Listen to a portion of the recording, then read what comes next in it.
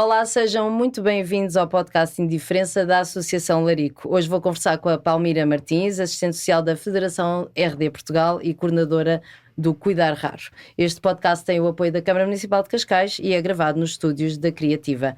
Olá, Palmira, obrigada por teres vindo.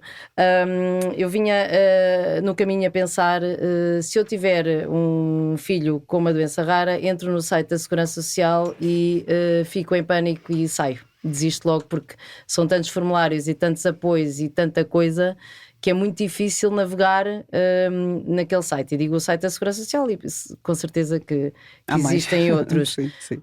Qual é o primeiro passo quando se precisa de algum tipo de apoio? Bom dia, obrigada pelo convite. Acima de tudo, o que é engraçado é que quando vamos ao site da Segurança Social não encontramos nada para pessoas com doença rara. Essa é a primeira parte. O que é que fazemos? Vamos sempre de acordo com a deficiência e incapacidade. Ou seja, normalmente a grande maioria das doenças raras são doenças que provocam incapacidade e deficiência, são de origem genética, a maior parte delas, 80%, e normalmente também os pais ficam, como acabou de dizer, não sabem o que fazer. Quando somos diagnosticados com uma doença rara, acima de tudo, acontece a dificuldade de compreender aquilo que nos está a ser dito, a angústia, porque não compreendemos bem o que é isto, a doença rara, e como é que esta doença se vai comportar, não é? E nós todos, quando temos uma doença, ela é diagnosticada, há tratamento, remediamos e ficamos bons. É num curto espaço de tempo. Num curto espaço de tempo. Ao As doenças raras, normalmente, primeiro, ninguém sabe o que fazer, ou seja, quais são os tratamentos, quanto tempo aquela criança vai viver, o que é expectável, e isto é dos primeiros embates mais difíceis.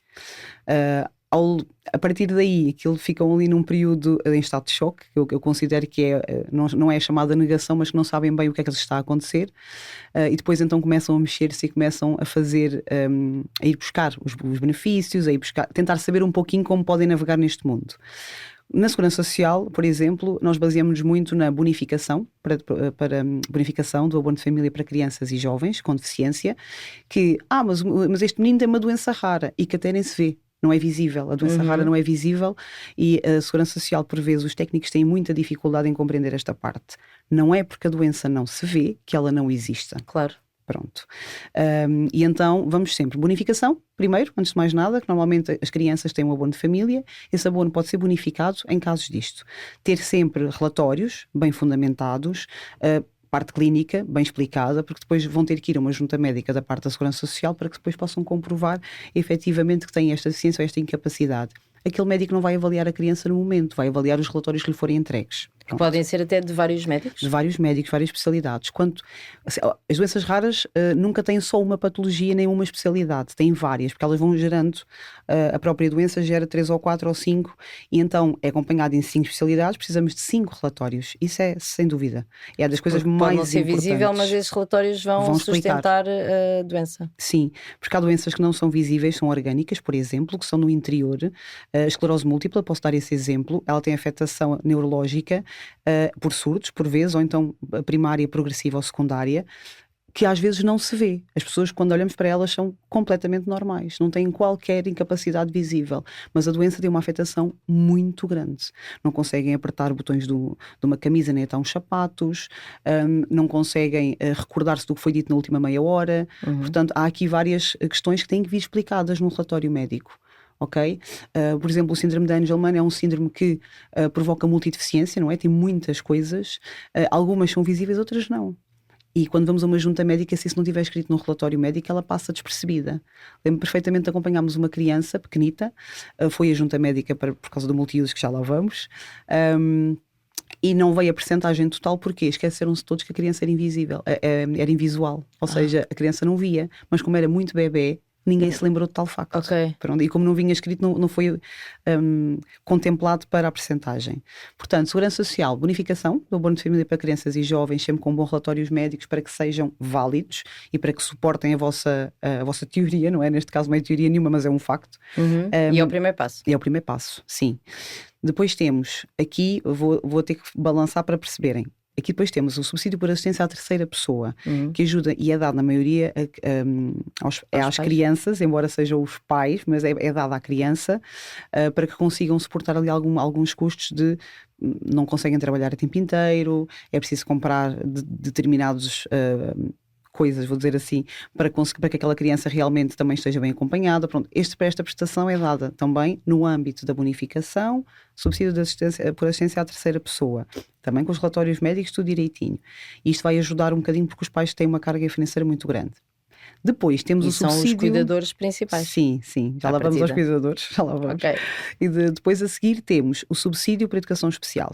E aqui fazer a ressalva. Nós não podemos ter os dois. Ou temos o subsídio por assistência à terceira pessoa, ou temos o subsídio por educação especial. Este subsídio de educação especial é dado por causa dos colégios, quando a criança tem que ir para uma instituição diferente em que o médico reconheça que vai realmente ser uma mais-valia para a criança. Para as terapias. Nós temos muitas terapias que são comparticipadas por este subsídio. Quando não conseguimos encontrar resposta no Serviço Nacional de Saúde, podemos fazer este pedido à Segurança Social e eles depois devolvem o valor. É preciso ter uma declaração do fisioterapeuta, não, mas da terapeuta, da psicóloga, sim, da pessoa que vai acompanhar a criança naquela terapia. Pronto. E apresentar os 3 recibos disto. Enquanto o subsídio para assistência à terceira pessoa é pago mensalmente e o valor é fixo, este não. Este é pago consoante as despesas que estão a ter com aquela terapia ou com aquele colégio. Então os pais têm que apresentar têm que antecipar orçamento, dinheiro, pagam primeiro e recebem depois. Okay? Peço sempre para irem, marcarem na Segurança Social, fazerem um agendamento e para ficarem esclarecidos de como é que funciona, para que fique tudo claro para eles. Mas o procedimento é este. Agora, os pais aqui têm que escolher ou o subsídio por assistência à terceira pessoa ou o subsídio por educação especial. Mas é um risco, ou seja, porque não sabemos quanto é que vamos gastar nessas terapias e pode ser um valor abaixo do outro subsídio. Eu, por acaso, prefiro que as pessoas peçam um subsídio por assistência à terceira pessoa porque, na sua grande maioria, as terapias são dentro do âmbito do Serviço Nacional de Saúde e são comparticipadas pelo Estado. Ou seja, se conseguirmos ter tudo dentro do Serviço Nacional de Saúde, podemos ir buscar depois esta parte à Segurança Social para nos ajudar com as deslocações, com tudo. Pronto, estes são os 3 primeiros e aqui é pesar e ver o que é que dá mais jeito àquela pessoa, o que é que vai fazer realmente a diferença. Mas a pessoa é acompanhada por algum assistente social? Não. Pois, que eu já me perdi e só estamos no início. Sim, não é? As pessoas, agora que existe a RD Portugal, não é? que foi fundado, vou dizer assim, em 2021, para agregar as associações de doenças raras para que consigamos trabalhar em conjunto, porque isto é importante. Nós somos tão pequeninas, as associações são tão pequeninas, que se estiverem todas separadas não vão fazer o barulho suficiente para que se consigam ouvir, não vão ter aquela voz que é necessária. Então a RD Portugal faz muito isto, nós já somos 45 associações de doenças raras, já somos muitas, e acaba por ser, potenciamos umas às outras, porque na sua grande generalidade todas queremos o mesmo. E ganham força para reivindicar. Exatamente, e para podermos trabalhar. E 45 associações a crescer. A crescer, sim. E depois é o impacto também que temos nas decisões, nas políticas públicas. O nosso Presidente, o Paulo, por exemplo, está sempre a trabalhar com os ministérios para conseguir realmente criar respostas de valor e que acrescentem realmente aqui algum ganho na qualidade de vida. E por isso é que eu digo, as pessoas quando começam este passo, este percurso, não é? Ok, fomos diagnosticados, porque nunca é só o filho, é quase como se fosse a família toda. É uma doença. O que é que eu faço agora? Impacta toda a família. Sim, nós gostamos de dizer assim, por favor deem logo o nosso contacto para nós conseguirmos apoiar de início, para conseguirmos, portanto a única assistente social que está na RD sou eu e quando faço este acompanhamento faço com muito gosto e tenho mais facilidade em trabalhar com as famílias no início do que depois já quando vai em andamento, porque por vezes já passaram fases, já pediram coisas em que vão perder outras, portanto já não consigo voltar para trás, mas sim, a Segurança Social temos aqui aquela dificuldade da disparidade, ou seja, no norte é uma coisa, no centro é outra, e isto dificulta muito o nosso trabalho, mesmo para as famílias.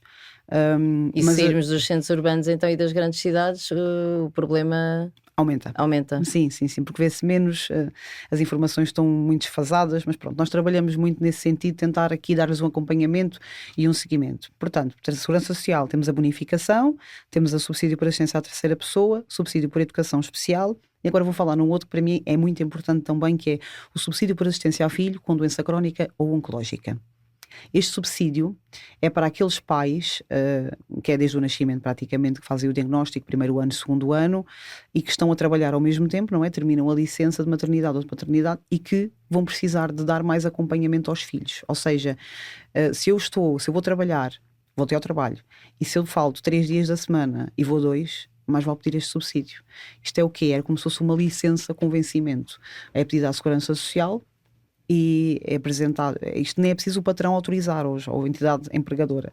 É só mesmo ir à Segurança Social, fazer o pedido, justificando, claro, com toda a documentação que tenha, relatórios médicos, atestado de multiuso já existir, e eles então fazem. O primeiro período é de 6 meses e depois é prorrogável durante 4 anos, até 4 anos.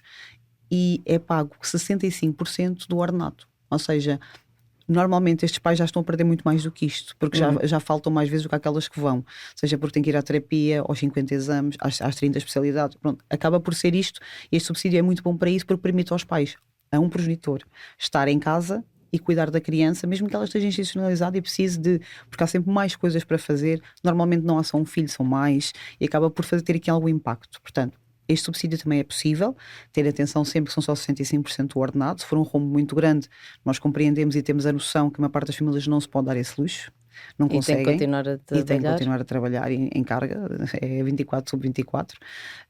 Mas pronto, é uma ajuda para quem consegue, fica um dos progenitores a tempo inteiro no trabalho, o outro faz isto. E pode acumular com aquele subsídio que falámos antes? A terceira pessoa, sim. Ok? Pronto, isto, a Segurança Social é muito isto. Depois temos a prestação social para a inclusão, que é na parte mais adulta, já quando faz ali os 17, 18 anos. Eu digo assim porque a bonificação vai cair quando pedirmos a PSI. A PSI, para quem a não sabe prestação social para a inclusão. Ou seja, para termos a prestação social para a inclusão, temos que ter um atestado de multiusos igual ou superior a 60%. E, quando se trata dos 60%, a componente base é deferida consoante os rendimentos do agregado familiar. Ou seja, eu posso requerer a PSI, ela vem deferida, mas pode vir deferida a zeros. Como assim? Ela vem deferida porque a pessoa tem direito a ela, está tudo certo. Mas como os rendimentos são superiores ultrapassa, portanto... Não tem direito. Exatamente. A única situação em que isso deixa de acontecer é quando é igual ou superior aos 80%. Aí sim, com 80% é indiferente dos rendimentos e a pessoa recebe a componente base e pode vir a receber o complemento ainda da PSI, é a componente base e é o complemento da PSI, que é nos casos em que as famílias são realmente muito carenciadas, em que existe mesmo, não vou dizer pobreza ou dificuldades económicas, e isso está atestado perante a insuficiência económica, e está atestado perante a Segurança Social. Portanto, é a prestação social para a inclusão, atestado de multiusos. Tem que ter um atestado igual ou superior aos 60%. Está bem? Com 60% o valor é calculado consoante os rendimentos do agregado, com 80% não há cálculo algum, a pessoa recebe automaticamente, depois de submetido. Pronto. A componente é para quem está realmente com insuficiência económica e isso está bem claro para a Segurança Social e atestado junto das finanças. Portanto, há ali um conjunto de coisas que se veem. Não esquecer que quando pedimos a prestação social para a inclusão, a bonificação por deficiência vai cair, é automático. Uma coisa faz cair a outra. Ok? Pronto. E podemos manter. Se nós tínhamos a bonificação, o subsídio por assistência à terceira pessoa, está tudo certo. Se chega à PSI, cai a bonificação, o subsídio por assistência à terceira pessoa mantém-se. Se eu não pedi o subsídio por assistência à terceira pessoa antes, não vou poder pedir depois de pedir a PSI. E as famílias sabem isso? Não sabem, pois. Não, e normalmente quando vão à Segurança Social, não sei porquê, ainda não consegui entender, vão aos serviços, dizem que querem então pedir os benefícios, ninguém lhes fala na terceira pessoa. E quando as famílias descobrem que isso existe, já pediram a PSI. É tarde demais. Já não conseguem. Então há uma falta de informação que a Segurança Social deveria partilhar. Isso. Mas não sei porquê. Pronto, isto já foi reportado também mesmo ao Ministério. Nós fizemos questão de tentar dialogar para criar aqui melhores políticas e fizemos chegar isto a eles, para eles entenderem que há aqui coisas que não estão a funcionar bem. Por favor, precisamos nos sentar e falar. Pronto, e estamos a aguardar ainda a resposta. Mas acima de tudo, a mim o que me assusta é nos serviços não conseguirem explicar às pessoas quais são os seus direitos, aquilo que podem requerer. Há quase uma indiferença, pegando aqui no nome do podcast, perante os apoios que as pessoas têm direito e que poderia ajudar. Assusta-me mais a falta de empatia. Os serviços são cada vez muito mais burocráticos, ninguém entende o que aquela mãe ou o que aquele pai está a passar, não fazem a mínima ideia da dificuldade que estão a colocar e quando pedem 30 mil relatórios, 50 atestados e declarações, não fazem nem uma pequena parte da ideia das dificuldades que estas famílias passam, do desespero em que estão. Tenho uma mãe, dar aqui outro exemplo, tenho uma mãe quando foi pedir, a criança tinha uma esperança média de vida de 3 anos, ou seja, o menino era até aos 3 anos e depois falecia, uma doença super rara também, causadora de grande deficiência. O menino ultrapassou a esperança média de vida, passou dos 3 anos e a mãe então decidiu pedir o atestado a prestação, não, o atestado multiusos para poder ter aqui mais benefícios. Porque ela, durante aqueles 3 anos, viveram para a criança. Ela meteu baixa, foi de tudo quanto houvesse, nem que ficassem completamente na falência, tudo quanto houvesse era para aquele filho. Então precisava deste apoio já ao fim dos 3 anos. Ok, isto está a passar, não estamos a conseguir sobreviver com o que temos. Foi entregar a documentação ao centro de saúde em questão, passado 60 dias voltou e perguntou, que os 60 dias é o prazo legal para irmos à junta médica de multiusos, para sermos chamados. Minha senhora, isto aqui por 2 anos está de frito. A sério? Isto aqui por 2 anos é chamado. Assim como aquela mãe disse, ok, saiu e veio-se embora. Ela já não consegue mais, ela já está completamente assoberbada, completamente de O rastros. filho pode não ter esses O 2 filho anos. não pode não ter, não tem. Pois. Se a criança ultrapassou ali aquele tempo, está quase. Ou seja, nós sabemos que, e acompanhando o processo como eu acompanhei, percebe-se perfeitamente que já não há muito a fazer. Mas aquela mãe tinha direito àquilo. E pelo menos se não fosse 1 mês, 2 ou 3, tinha aquele apoio e conseguia comprar leite. Lembro-me que aquela criança bebia leite que custava 300 euros. Só bebia aquele leite de lata e era 1 por semana. Pensemos, não é? Isto, aquela senhora pode não ter feito isto por mal, mas foi muito, muito, muito desagradável. Faltou-lhe uma empatia, faltou-lhe um humanismo. E nós, quando vamos ao serviço e quando estamos a pedir alguma coisa, não é porque nos apetece, é porque precisamos dela. Claro. Nestes casos.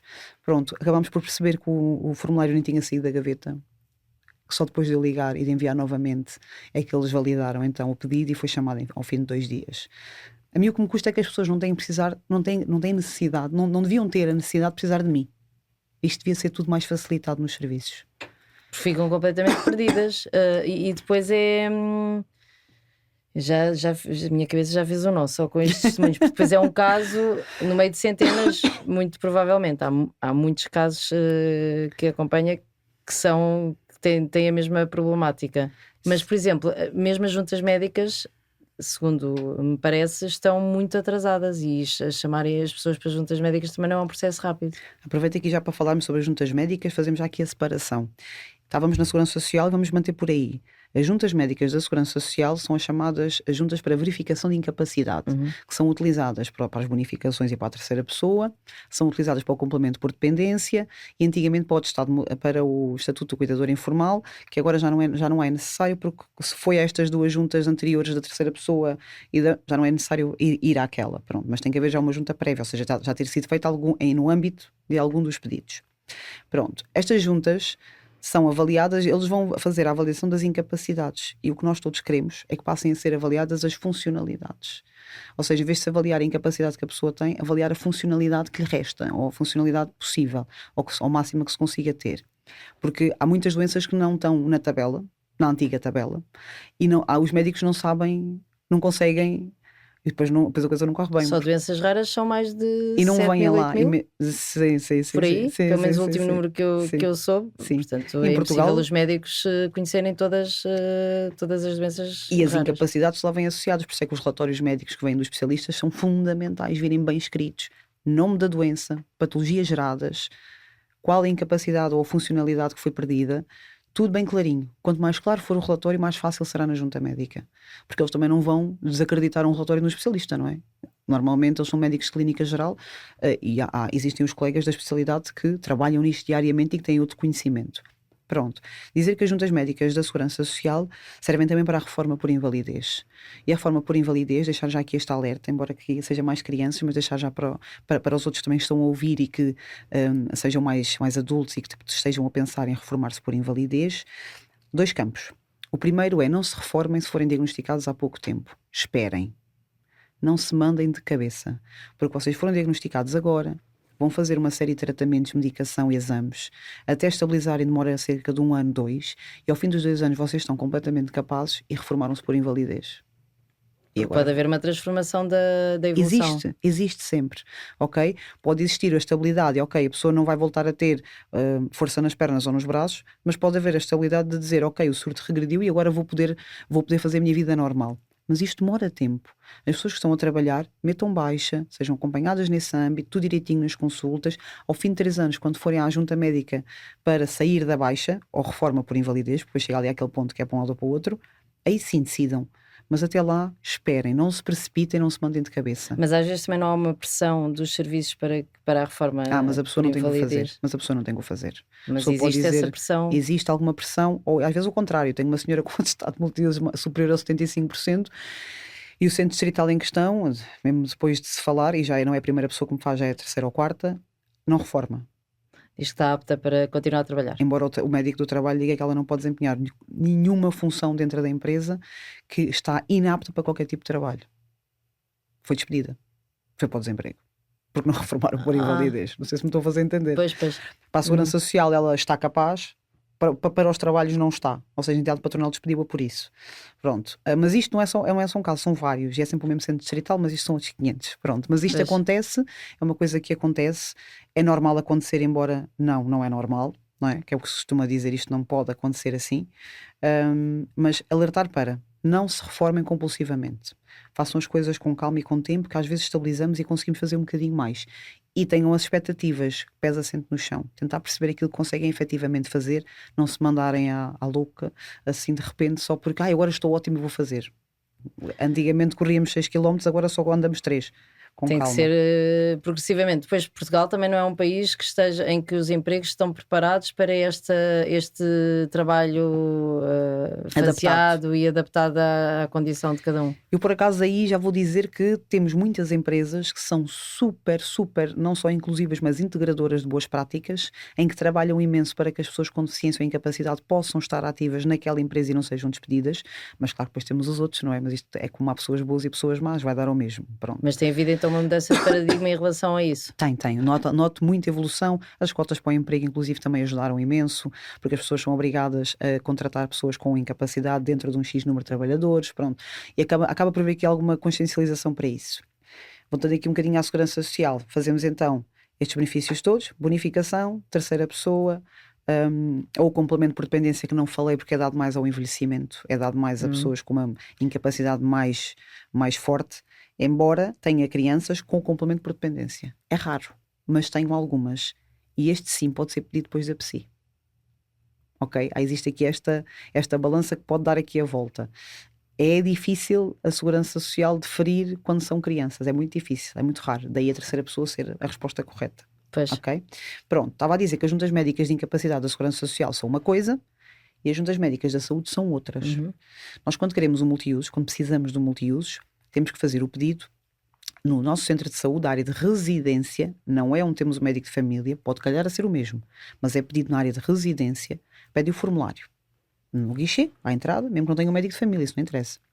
Guichê, formulário, levam para casa, preenchem, anexam os relatórios de todas as especialidades médicas, todas, psiquiatria, psicologia, fisioterapia, tudo, quanto haja, quanto se pede.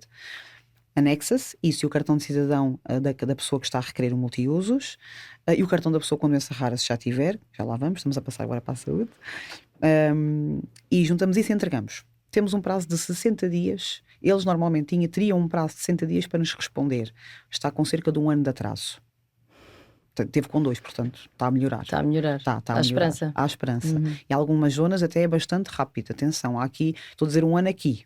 Há desigualdades consoante, mas também tem que ver com os casos que são se calhar mais frequentes em grandes centros urbanos, digo eu, ou em algumas zonas. Tem a ver também com o despacho que os serviços dão, tem a ver também com o número de pessoas que existem naquela localidade a pedir multiusos, portanto é tudo aqui muito suscetível. Uma coisa boa que veio foi, na parte da oncologia, os atestados podem ser passados pelos médicos, no hospital logo, pelo médico especialista. E algumas especialidades hospitalares também já o conseguem fazer. Saiu há pouco tempo, ainda não explorei muito esse lado, mas os médicos, se precisarem passar um atestado de multiusos, verifiquem, porque pode acontecer eles conseguirem passá-lo. Está bem? Antigamente não, tinha que ser a junta médica. Agora há aqueles de 5 anos que podem ser passados pelo médico que acompanha no âmbito da doença, no médico especialista hospitalar. Pronto, a pessoa quando vai à junta médica, e isto agora aqui é difícil dizer isto, as pessoas não têm que estar um farrapo, não têm que estar horríveis nem descabeladas para que a incapacidade seja dada corretamente. A mim assusta-me muito quando tem pessoas com a mesma doença, com as mesmas incapacidades, vão à junta médica na zona A e vão à junta médica na zona C, um é deferido com 60%, o outro dá-lhe 30%. Quando se calhar a dos 30 que ainda tem mais incapacidade que a outra. A diferença foi que uma apresentou-se toda desleixada e a outra apresentou-se arranjada. É só isto. E isto é horrível. A sério? A sério. A sério. Tem a ver com a imagem? Tem, porque é o que eles veem. Graças a Deus já temos bons médicos de junta médica que conseguem avaliar consoante a doença e os relatórios especialistas, aquilo que vem lá. Mas temos outros que só olham para você mexe os bracinhos e as perninhas e isso está ótimo. Temos disto. Temos pessoas que são humilhadas em juntas médicas, saem de lá a chorar, ligam-me completamente descompensadas porque aquilo não correu nada bem, o médico desvalorizou totalmente aquilo que ela estava a dizer, como ela era uma pessoa que se levantou e sentou sozinha, estava tudo certo e não tinha direito a quase nada, portanto ia-lhe dar 20 ou 30. Isto não pode acontecer. E é uma pessoa com direitos e pode apresentar-se como bem entender. Sim, sim. É tão simples quanto isso. E agora saltamos aqui, antes de continuar, mas passo já à saúde, para depois podermos falar do cuidador informal, que é outro tanto, Temos não é? 5 minutos. 5 minutos, ok. Pronto. As pessoas com testa doença aqui rara... Sim. As pessoas com doença rara podem pedir, normalmente as crianças ou os pais que pedem, o cartão da pessoa com doença rara. Este cartão está-se a tentar trabalhá-lo para que ele seja digital, para quando vamos de férias para o Alentejo, torcemos um pé, vamos à urgência, quando é inserido o nosso número do Serviço Nacional de Saúde, ele despoleta como um alerta.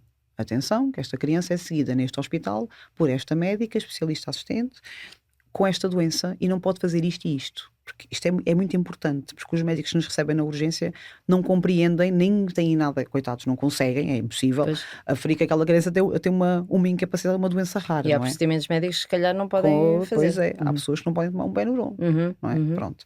Então trabalhamos muito para isto. Neste momento, o cartão da pessoa com doença rara fica digital, mais ou menos. A pessoa pode imprimir o papelinho que o médico lhe vai dar, que é um cartãozinho assim que fica lá numa folha A4, imprime-se e guarda-se e serve para atestar aquela doença como rara e como crónica. Embora o multiusos, o atestado de multiusos, seja o documento oficial que nos permite isso, que nos permite atestar uma doença como crónica ou incapacitante, está bem?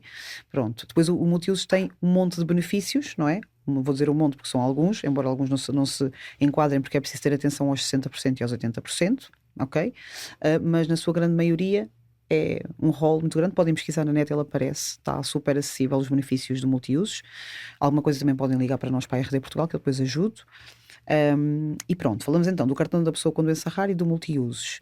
Eu queria falar, dizer-vos que o Estatuto do Cuidador Informal, dando aqui um passinho atrás à Segurança Social,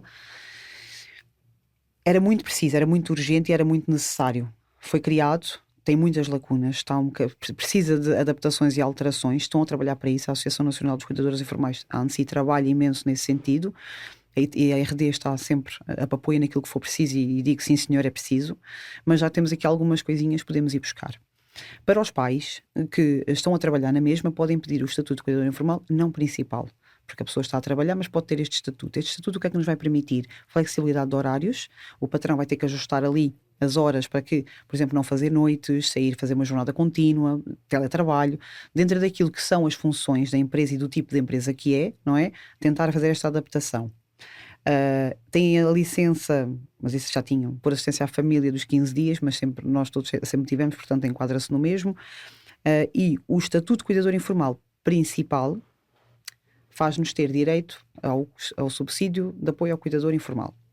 Este subsídio de apoio ao cuidador informal, quando é requerido, é porque aquele pai ou aquela mãe não trabalham, estão a cuidar 24 sobre 24? Em permanência, o que não quer dizer que não haja outros que façam o mesmo, não é? Porque o cuidador informal não principal é igual ao principal. Porque a diferença é que um vai trabalhar e vai pôr o filho à escola e que o outro não está sempre em casa, embora o filho possa estar na escola, porque há sempre aqui diferenças. Que falo aqui um bocadinho neste porque precisamos dar aqui um alerta em relação ao subsídio de apoio ao cuidador informal. Se tivermos o RSI e formos pedir o subsídio do cuidador informal, acontece isto: eu tenho 500 euros de RSI, vou pedir o subsídio do cuidador informal, ele é deferido e recebo os dois. Ao fim de meio ano, quando a Segurança Social se apercebe daquilo que fez, retira, vai pedir a devolução.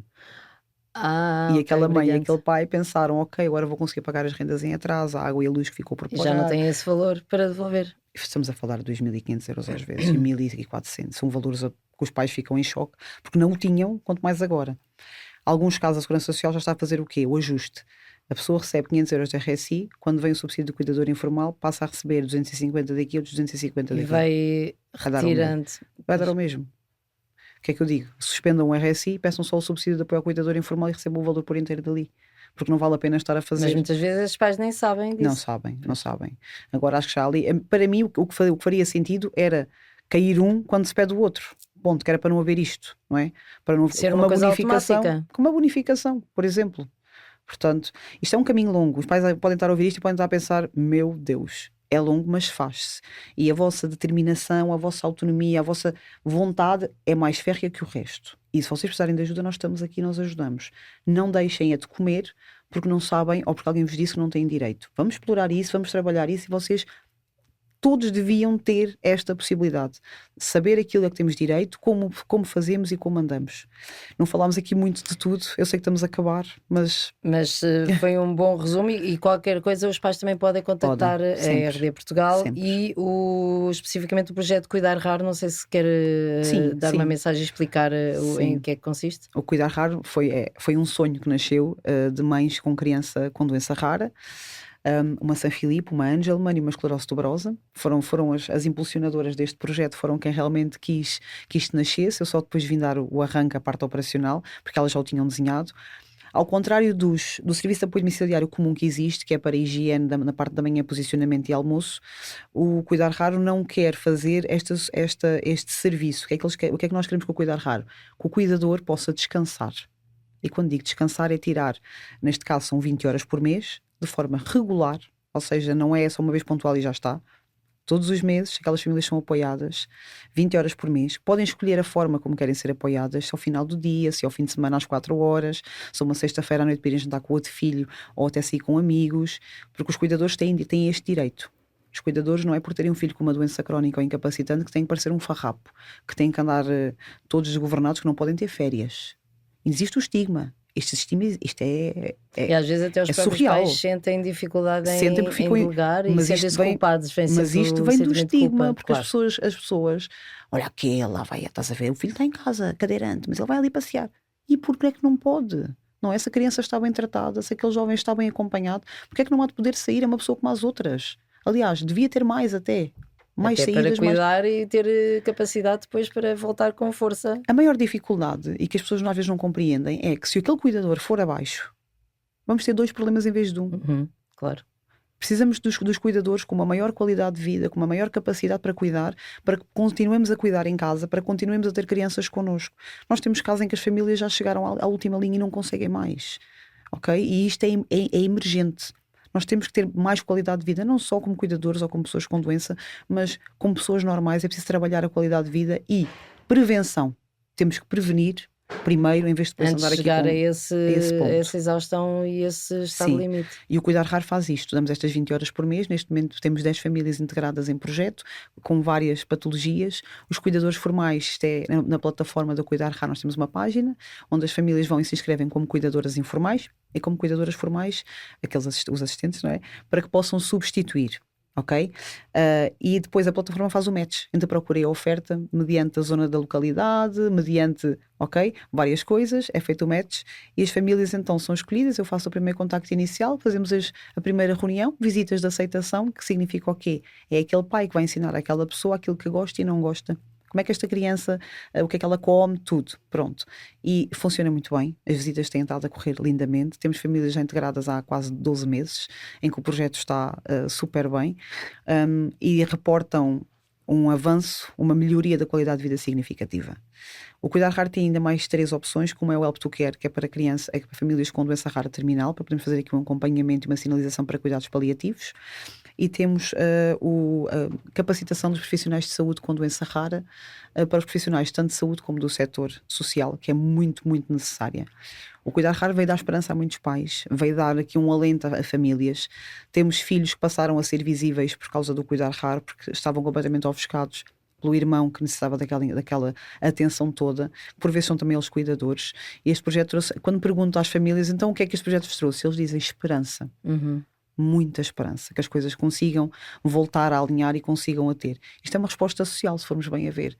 Não é atípica, não é? Mas é uma resposta social e que está a funcionar lindamente. lindamente. Obrigada, acho que é a palavra ideal para terminarmos este episódio. O podcast Indiferença começa com uma temporada de 8 episódios e vamos fazer muita força para que venham mais temporadas. Obrigada, Palmira. Nós depois na descrição do episódio também vamos colocar os contactos da RD Portugal e do projeto Cuidar Raro. Foi mais um episódio do podcast Indiferença. Obrigada e até à próxima.